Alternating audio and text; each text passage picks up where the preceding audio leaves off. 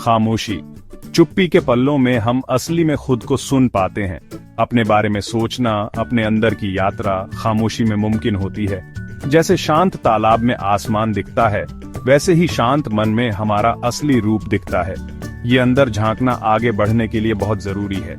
हमेशा शोर शराबे से घिरे रहते हैं हम। बाहर की दुनिया और अंदर के विचार सब मिलकर बहुत शोर मचाते हैं। फिर भी हमारे अंदर एक शांत जगह होती है।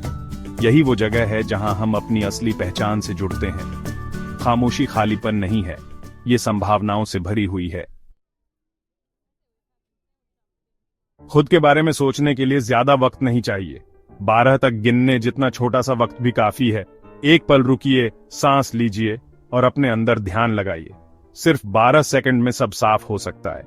ये छोटी सी कोशिश बार बार करने से जिंदगी बदल सकती है। इन 12 सेकंड में हम अपने विचारों और भावनाओं को देखते हैं। हमें अपनी आदतों और प्रतिक्रियाओं का पता चलता है। यही समझ बदलाव की पहली सीढ़ी है। खामोशी के इन्हीं पलों में हमें अपनी प्रतिक्रियाएं चुनने की ताकत मिलती है। खामोशी सिर्फ खुद के बारे में सोचना नहीं है, इसमें जोड़ने की ताकत है। जब हम चुप होते हैं तो हम सुनते हैं।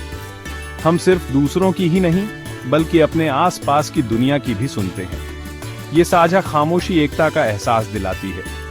इस दुनिया में जहां अक्सर लोग बंटे हुए होते हैं, खामोशी एक पुल का काम करती है। ये अंतरों को मिटाती है और हमें गहरे स्तर पर जोड़ती है। जब हम अपने शोर को शांत करते हैं तो हम दूसरों के अनुभवों को समझ पाते हैं। यही समझ एकता की नींव है।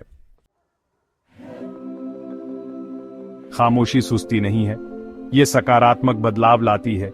जैसे धरती सर्दियों में मरी हुई लगती है पर बसंत में फिर से जिंदा हो जाती है, वैसे ही खामोशी हमें नया जीवन देती है।